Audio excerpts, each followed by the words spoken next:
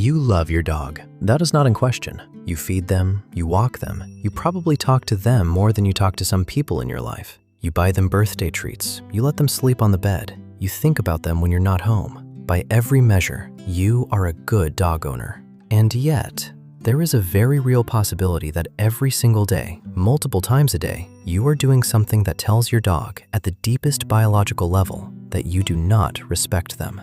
Not because you're cruel, not because you don't care, because nobody told you what your dog's language actually looks like when they're trying to say, please stop. Here is the hard truth that most dog channels will never say out loud. Your dog has been sending you signals, quiet ones, polite ones, the canine equivalent of clearing your throat before you finally raise your voice. And if those signals keep getting ignored, the science is very clear about what happens next. Today, we're going inside 5 of the most common things dog owners do that their dogs experience as disrespect. Things that are so normal, so everyday, so wrapped in love that almost no one questions them. If you have a dog, at least one of these will make you stop and think. And the 5th one, that one is going to rewrite everything you think you know about how your dog sees you. Let's go. 1. The way you hold them. This first point is not about whether you hug your dog. Hugging your dog is fine. A quick squeeze when they come running to you, a brief hold when you sit on the floor together. Your dog knows what that means. They know it comes from love, and many dogs genuinely enjoy it. This point is about something specific that happens inside a hug that most owners have never once thought about. And it starts with understanding what your dog's nervous system is actually doing while you're holding them. Dogs are cursorial animals, built for running. Their entire body is engineered for one primary survival response: not fighting, not freezing, fleeing. Movement is their safety mechanism. It is hardwired into them at a level that goes back 15,000 years before they ever lived in your home. When you hold your dog in a long, tight, sustained grip, especially when they didn't initiate it, you are removing that option entirely. You are physically immobilizing an animal whose nervous system is designed to move when it feels any form of pressure or uncertainty. And you are doing it while bringing your face directly next to theirs. In dog language, sustained direct eye contact and physical restraint from above are both dominant signals. Your dog's brain reads them, whether you intend them or not. Now, here is the science that makes this impossible to ignore. Dr. Stanley Coren at the University of British Columbia analyzed 250 photographs of people hugging their dogs, real owners, real moments of love. And he scored each photo for documented stress signals in dogs, things that are invisible if you don't know what you're looking for. In 81.6% of the photographs, more than 4 out of 5, the dog showed at least one clear sign of stress or discomfort. And this is the part that matters. The owners in those photos had no idea. They were smiling. They looked happy. They thought they were sharing a moment. They were, but their dog was tolerating it, not sharing it. The stress signals are subtle. A dog under a tight, prolonged hug will often turn their head away and avoid eye contact. Their ears will flatten slightly. Their body will go stiff rather than lean in. You might see the whites of their eyes, what trainers call whale eye, for just a second. You might see a slow lip lick or a yawn immediately after you let go. These are not random. These are your dog telling you something very specific. And here is the real damage, not in one hug, but across 1,000 of them. Every time your dog gives those signals and the hug continues anyway, tighter, longer, because you love them and you're not listening, you are teaching them something. You are teaching them that their communication does not change what happens to them. Over time, some dogs stop sending the signals altogether. That is not a relaxed dog. That is a dog that has learned that saying anything is pointless. So what is the difference between a hug your dog actually enjoys and one that triggers all of this? 3 things: duration, tightness, and who started it. A brief, loose hold that your dog leans into, that is mutual. That is a moment they chose. A prolonged, firm grip while they're trying to turn away, that is restraint, dressed up as affection. The hug itself is not the problem. The way you read or don't read what happens inside it is. Stay with me, because the next thing on this list is something you do on every single walk, and it is robbing your dog of something they need more than food. 2. You rush the walk. Think about the last walk you took with your dog. How many times did you feel the leash pull tight because your dog stopped, again, to smell a patch of grass you had already passed 3 times this week? How many times did you say, "Come on," and keep moving because you had somewhere to be, or because it just seemed like a waste of time? Almost every owner has done this, every day, multiple times per walk, and almost every owner has no idea what they are taking away from their dog in that moment. Here is what is actually happening when your dog stops to smell something. Your dog's nose contains up to 300 million olfactory receptors. Humans have around 6 million. The section of a dog's brain dedicated to processing smell is, proportionally, 40 times larger than the equivalent region in a human brain. What does that mean in real terms? When your dog puts their nose to the ground on a walk, they are not wasting time. They are not being stubborn. They are not ignoring you. They are reading. They are receiving detailed information about which animals passed through that spot, how long ago, what emotional state they were in, whether they were healthy or unwell, whether they were dominant or submissive, male or female, familiar or unknown. Every smell is a story. Every surface is a page. That patch of grass next to the lamppost is not a patch of grass to your dog. It is a chapter, and every time you pull them away from it, you are closing the book mid-sentence. A landmark study published in Applied Animal Behavior Science found something remarkable. Dogs who were allowed to engage in extended sniffing on walks showed significantly higher levels of what researchers called optimism in subsequent behavioral testing, compared to dogs who walked the same distance but were not allowed to sniff freely. Not just less stress, not just lower cortisol, optimism. The way you allow or deny your dog the use of their primary sense directly affects how they see the world. And there is a respect dimension here that runs even deeper than the science. When you rush your dog past every smell on a walk, you are making a statement. You are saying, my timeline matters more than your experience. You are forcing them through a world that is rich with information, a world designed for their senses, not yours, and telling them to hurry up and ignore it. When you stop pulling and start following, something shifts. Your dog begins to trust that being with you means their needs matter. 20 minutes of genuine, nose-led, unhurried sniffing does more for your dog's mental health than an hour of running at your pace on a leash. Let them read. Let them finish the sentence. Let the walk be theirs. Because the next thing we need to talk about is the one your dog has been trying to tell you about since the first day you brought them home, and the way most owners respond to it makes the problem dramatically worse. 3. You punish them with your voice without knowing it. You do not think of yourself as someone who punishes their dog. You are patient. You are kind. You use their name warmly. You talk to them constantly. But there are moments when they get into the bin for the 3rd time this week, when they bark at 6 a.m., when they won't come when you call them and you're already running late. And in those moments, the voice changes, louder, firmer, more frustrated, more commanding. This is where something goes quietly wrong, and a Norwegian canine ethologist named Turid Rugaas spent her entire career trying to tell us about it. Rugaas coined the term calming signals to describe the social skills dogs use to avoid conflict, invite peace, and communicate, not just to other dogs, but to us. There are about 30 of them, and most owners have never heard of a single one. Here's what they look like. Your dog yawns when you haven't been boring them. They lick their nose for no apparent reason. They turn their head away when you approach. They look at the ground. They move slowly toward you when you call, curving instead of coming straight. They sit down suddenly, turning their back to you. Every one of those behaviors is a message. When you sound strict or angry, your dog will often sit down with their back turned toward you. It has a calming effect. They are trying to de-escalate. They are trying to tell you, there is no need for this tension. I am not a threat. Please, come down from this. And here is what most owners do in response. They get more frustrated because the dog turned away, because the dog seems to be ignoring the command, because the dog is being stubborn or defiant. You call your dog.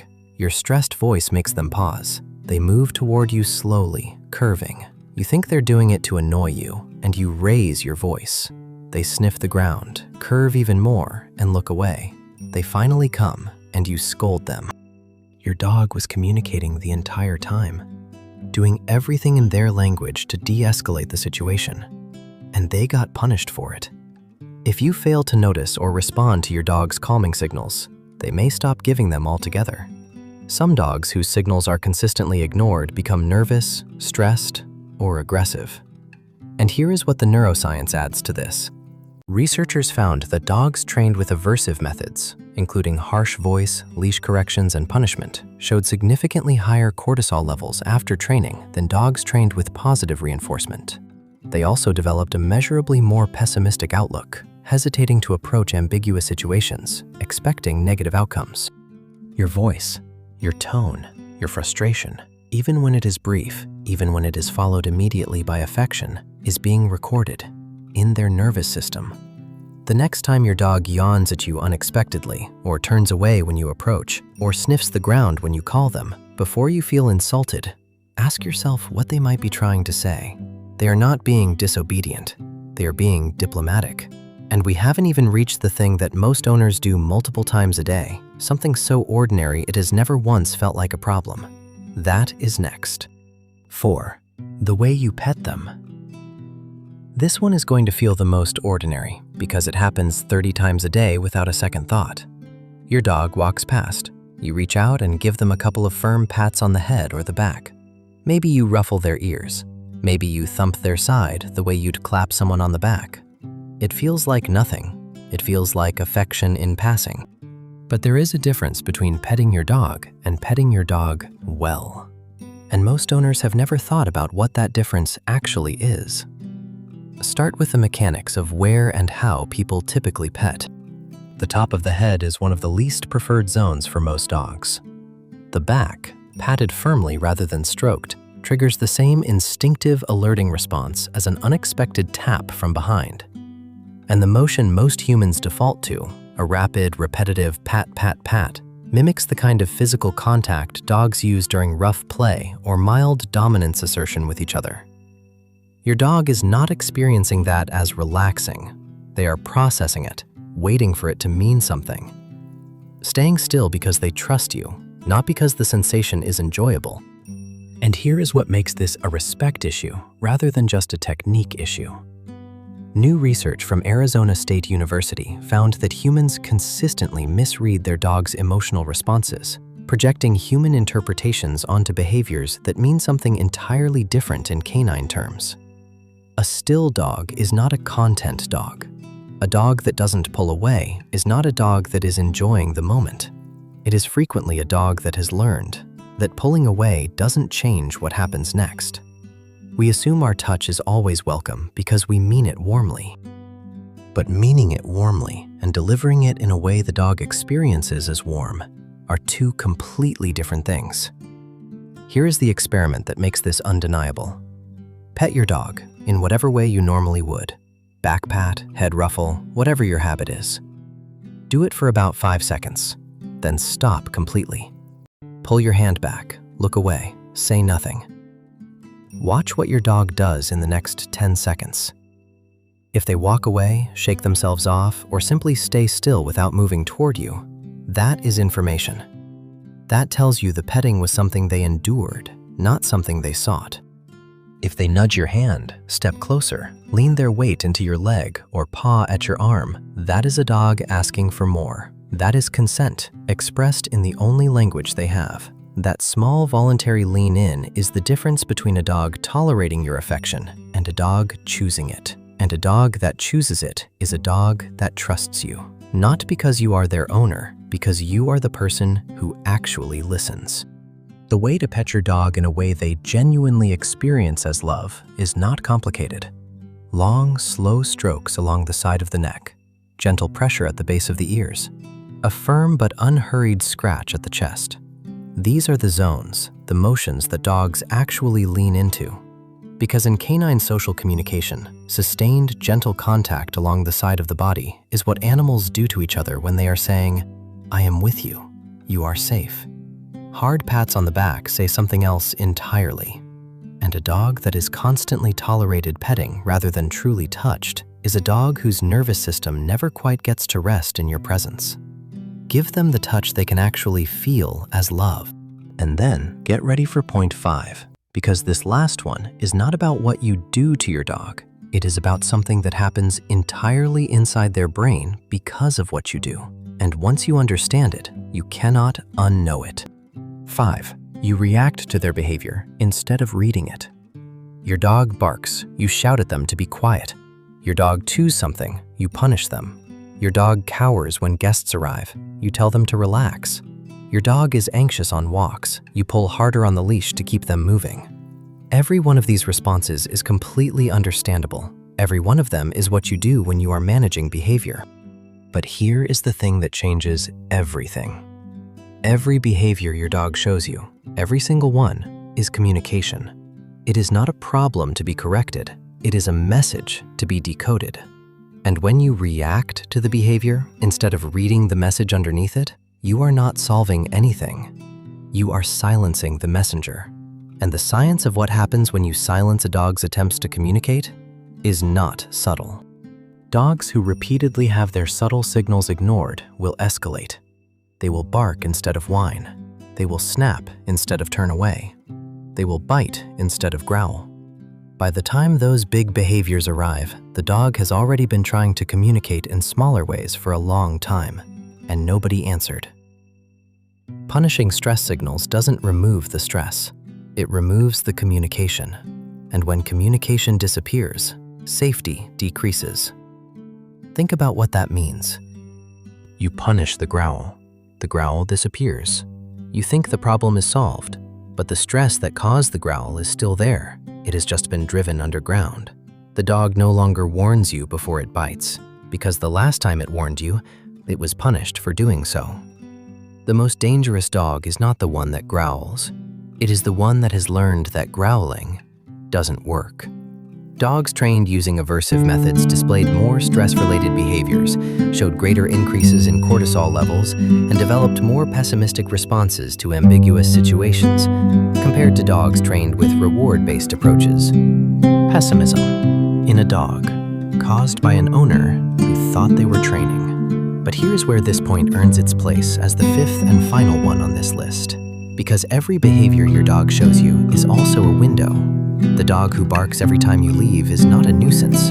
They are a dog whose attachment is so deep that your absence registers as a genuine crisis. The dog who cowers at guests is not being dramatic. They are a dog whose history has taught them something real. The dog who chews everything when left alone is not being destructive. They are a dog in distress, doing the only thing that gives them relief. When you stop reacting and start reading, when you ask, "What is my dog trying to tell me?" instead of, "How do I make this stop?" the relationship changes entirely. You stop being the authority they comply with out of habit. You become the person they trust to actually listen. And a dog that trusts you to listen will follow you anywhere. So here is what we have covered. The way you hold them, not hugging itself, but the tight, prolonged grip that your dog has been sending signals about for years, without you noticing. Rushing the walk, which steals the one sensory experience your dog literally lives for. Punishing with your voice, without knowing that your dog has been politely trying to de-escalate the entire time. The way you pet them, the firm pat that feels like affection to you and registers as something entirely different to them. And reacting to behavior instead of reading the message inside it, training your dog, slowly and accidentally, that communicating with you is pointless. None of these things come from cruelty. Every single one comes from love.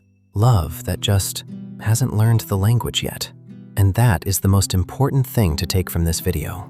Your dog has never needed you to be perfect. They have never needed you to get it right every time.